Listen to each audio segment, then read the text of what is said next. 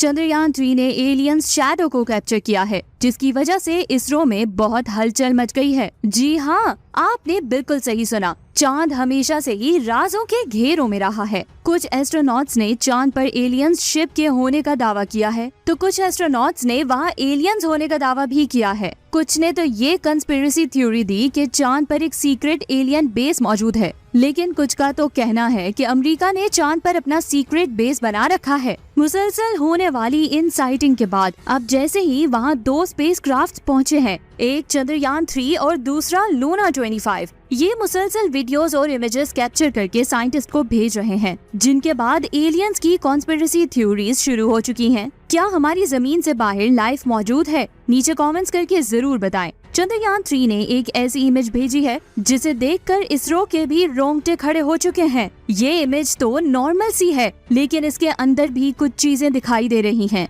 यहाँ बात शैडो की हो रही है, वो शैडो जो एलियंस के होने का सबूत दे रहा है। इस शैडो में पानी भी दिखाई दे रहा है। तो आज की वीडियो में हम इन राजों से पर्दा उठाने की कोशिश करेंगे। लेकिन वीडियो शुरू करने से पहले आपसे गुजारिश है कि अगर अभी तक आपने हमारे चैनल को सब्सक्राइब नहीं किया तो जल्दी से सब्सक्राइब करने के साथ साथ हमारी वीडियोस को लाइक एंड शेयर जरूर करें। 15 अगस्त 2023 ये वो दिन है जब चंद्रयान 3 चांद की सतह के बहुत करीब पहुंच चुका है। उस वक्त इसने एक वीडियो कैप्चर की। अब क्योंकि वहां से डाटा रेट बहुत ज्यादा कमजोर है, जिसकी वजह से इस वीडियो को रिलीज होने में कुछ वक्त लग गया, लेकिन इस वीडियो को आप देख सकते हैं कि ये कितनी क्लियर दिखाई दे रही है। इसमें कई क्रेटर्स और शेडोज दिखाई दे रहे हैं। जब आप इन शेडोज को देखेंगे तो आपको ऐसा लगेगा कि वहाँ कुछ भी छुपा हुआ हो सकता है। यहाँ पानी भी मौजूद हो सकता है, यहाँ वैल्यूएबल रेयर अर्थ एलिमेंट्स भी मौजूद हो सकते हैं, क्योंकि एक जेनेसिस थ्योरी यानी कि लूनर जेनेसिस थ्योरी ये भी कहती है कि चांद हमारी जमीन का ही एक हिस्सा है, जो बहुत बड़े एस्ट्रॉइड के हमारी जमीन के साथ टकराने की वजह से अलग हो गया और एक चांद बनकर हमारी जमीन को ऑर्बिट करने लगा। जब हमारी जमीन बनने के बाद ठंडी हो रही थी, तो उस वक्त जमीन के अंदर जो एलिमेंट्स मौजूद थे, आज वो हमारे चांद में भी हो सकते हैं और चांद पर नजर आने वाले इस शैडो में वो रेयर एलिमेंट्स मौजूद हो सकते हैं। इसके साथ ये भी कहा जा रहा है कि वहाँ एलियंस की बेसमेंट्स भी मौजूद हो सकती हैं। हालांकि इसकी गुंजाइश बेहद कम है, लेकिन कंस्पिरेसी थ्योरीज वालों का यही कहना है। कई इमेजेस आने के बाद दुनिया का सीधा शक एलियंस पर ही जाता है। ये इमेजेस जो चंद्रयान 3 ने कैप्चर की हैं, उनमें से एक लैंडर पोजीशन डिटेक्शन कैमरा से आई है। यहाँ एक सवाल आता है, आखिर ये लैंडर पोजीशन डिटेक्शन कैमरा करता क्या है? बेसिकली ये लैंडिंग के वक्त बहुत ही अहम काम करने वाला है, जैसे कि आप इसके नेम से ही समझ सकते हैं। यानी कि ये लैंडर की पोजीशन को डिटेक्ट करेगा कि ये चांद की सतह से कितना दूर है, लैंडर की पोजीशन क्या है, ये सब डाटा ये लैंडर के ऑन बोर्ड कंप्यूटर को सप्लाई करेगा और चंद्रयान 3 के ऑन बोर्ड कंप्यूटर में जो एल्गोरिथम फीड किया गया है, वो ये डिसाइड करेगा कि चंद्रयान 3 की चांद की सतह से दूरी कितनी है और अब नेक्स्ट डिसीजन क्या लेना है। लैंडर की स्पीड को कम या ज्यादा करना है, एंगल चेंज करना है या फिर कुछ और करना है, ये सब AI एल्गोरिथम डिसाइड करेगा। अब लैंडर पोजीशन डिटेक्शन कैमरा ने इस वीडियो को कैप्चर करके इसरो के साइंटिस्ट को भेजी है। इस काम में इसकी हेल्प लैंडर इमेजर ने की है। इसके अलावा एक और लेटेस्ट इमेज पब्लिश की गई है। जब 17 अगस्त को लैंडर और प्रपल्शन मॉड्यूल को अलग किया गया, तो उस वक्त इस इमेज को कैप्चर किया गया था, जिसमें शैडो वाली जगह साफ साफ दिखाई दे रही हैं। इसमें 3 क्रेटर्स दिखाई दे रहे हैं, जिन्हें नासा ने भी कंफर्म किया है कि हाँ, ये वही क्रेटर्स हैं। इन क्रेटर्स के अंदर पानी होने का दावा किया जा रहा है और इसके साथ ही रेयर एलिमेंट्स भी मौजूद हो सकते हैं,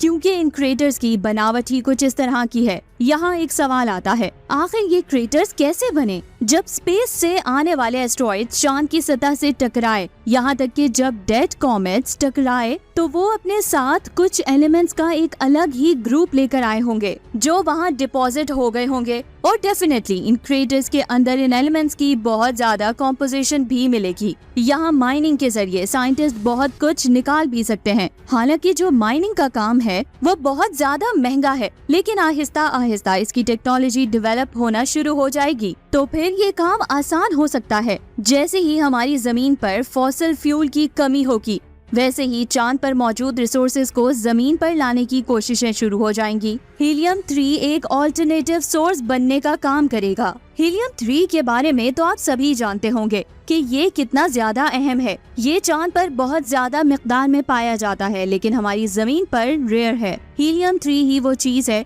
जिससे हम उस केमिकल रिएक्शन को कंट्रोल कर सकते हैं, जिसकी वजह से हमें सूरज से गर्मी मिलती है। जी हाँ, आपने बिल्कुल सही सुना। सूरज पर होने वाले न्यूक्लियर फ्यूजन रिएक्शन को हमारी जमीन से कंट्रोल किया जा सकता है, वो भी सिर्फ चांद पर मौजूद हीलियम 3 की वजह से। इसका इस्तेमाल हम एनर्जी को प्रोड्यूस करने के लिए कर सकते हैं, जिसका इस्तेमाल दुनिया की हर फैक्ट्री में किया जा सकता है। इस एनर्जी में पोल्यूशन भी नहीं होगी। जैसे जैसे हमारी जमीन से फॉसिल फ्यूल्स खत्म होंगे, तो दुनिया की तमाम स्पेस एजेंसीज के साइंटिस्ट इसे चांद से निकालकर जमीन पर लाने की पूरी कोशिश करेंगे। उस वक्त स्पेस माइनिंग एक रियलिटी बन जाएगी, जो इस वक्त मुश्किल है, लेकिन इंफॉर्मेशन इस वक्त बहुत ज्यादा जरूरी है, जिसे चंद्रयान 3 मुसलसल हासिल कर रहा है। आइए अब बात करते हैं जमीन से बाहर मौजूद लाइफ की। चांद पर लाइफ का होना बहुत ज्यादा मुश्किल है। अगर यहाँ कोई भी लाइफ मौजूद होती तो साइंटिस्ट उसे डिटेक्ट कर सकते थे, ऐसा साइंटिस्ट का सोचना है। लेकिन ये बात आप जान लें, आज से 50 साल पहले जिस जगह स्पेस रेस चल रही थी, वहाँ अमेरिका अपने एस्ट्रोनॉट्स को लैंड भी करवा चुका है। रशिया भी अपने कई लैंडर्स भेज चुका है। 50 साल तक सब चुप रहे कि चांद पर कुछ भी मौजूद नहीं, लेकिन अचानक 50 साल बाद चंद्रयान 1 की वजह से उन्हें याद आया कि चांद पर तो पानी मौजूद हो सकता है, और हो सकता है कि वहाँ लाइफ भी मौजूद हो, जिस पर हमारी कभी भी नजर नहीं पड़ी, जिसकी वजह से हम उसे कभी डिटेक्ट ही नहीं कर पाए। क्या आप ये यकीन करते हैं कि हमारे सोलर सिस्टम में भी किसी प्लैनेट या फिर किसी मून पर लाइफ मौजूद हो सकती है? सैटर्न के मून पर भी पानी के होने को कंफर्म किया गया है, जिसे स्टडी तो किया गया है, लेकिन बहुत दूर से। क्या करीब से इसे स्टडी करने से हमें वहाँ कोई लाइफ मिल सकती है? तो देखिए, हमारी कायनात बहुत बड़ी है। ये बात तो सच है कि हम अपनी कायनात में सिर्फ अकेले नहीं हैं, तो इतने ज्यादा एडवांस हो रहे हैं। हमारी कायनात में बहुत ज्यादा सिविलाइजेशंस हो सकती हैं, लेकिन हम अभी तक उन्हें नहीं ढूंढ सके। अगर हमें उन्हें ढूंढना है तो सबसे पहले उन्हें अपने ही सोलर सिस्टम में ढूंढना होगा।